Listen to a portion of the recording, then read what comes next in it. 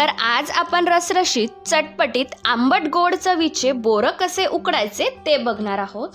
पूर्वी हे आंबट गोड चवीचे उकडलेले बोरं शाळेच्या बाहेर मिळायचे, पण आता हे उकडलेले बोरं टुरिस्ट प्लेसवर सुद्धा विकायला दिसतात। आज ते चटपटीत तोंडाची चव वाढवणारे बोरं घरच्या घरी कसे उकडायचे ते आपण बघणार आहोत। चला तर मग रेसिपीला सुरुवात करूया। तर त्यासाठी आपल्याला हे असे सुकवलेले बोरं लागणार आहे। हे बोरं जे आहे ते उन्हाळ्यामध्ये मस्त कडकडीत उन्हामध्ये सुकवले जातात आणि नंतर ते बोरं स्टोर करून वर्षभर ठेवले जातात। तर ते सुकवलेले बोरं स्वच्छ धुवून अर्धा तास आधी असे पाण्यामध्ये भिजवून ठेवायचे आहे। इथे मी 1 वाटी इतके बोरं घेतलेले आहे। इथे ना वाळवलेले बोरं घ्यायचे आहे, ताजे बोरं घ्यायचे नाही। तर इथे हे बोरं तुम्ही बघू शकता मस्त भिजलेले आहे। आता हे बोरं आपण उकडून घेऊ।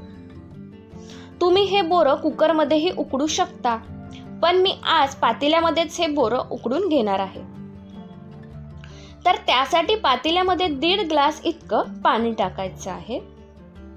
बोरं पाण्यामध्ये व्यवस्थित बुडले पाहिजे। नंतर अर्धा चमचा दररोजच्या वापरीतलं मीठ टाकायचं आहे आणि अर्धा चमचा काळं मीठ टाकायचं आहे।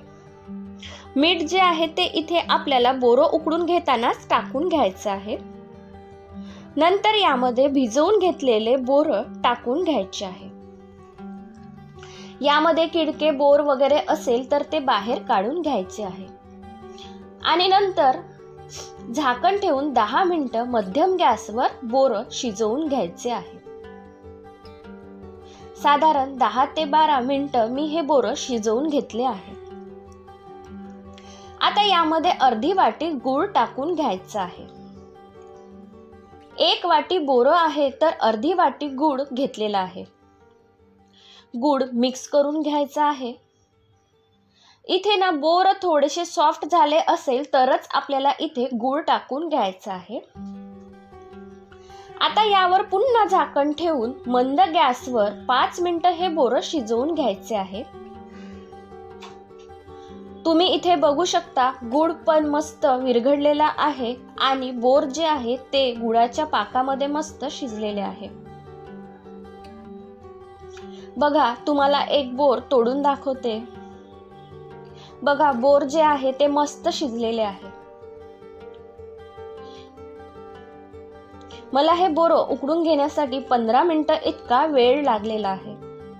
आपण बाहेरून विकत आणलेले बोरं नेहमीच खात असतो, पण तुमच्याकडे जर असे वाळवलेले बोरं असेल तर तुम्ही घरीच असे बोरं उकडून बघा।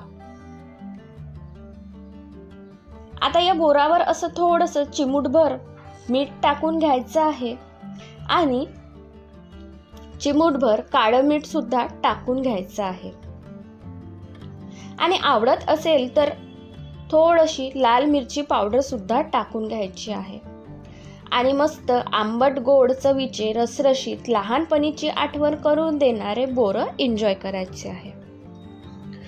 तुम्ही सुद्धा असे बोरं उकडून बघा।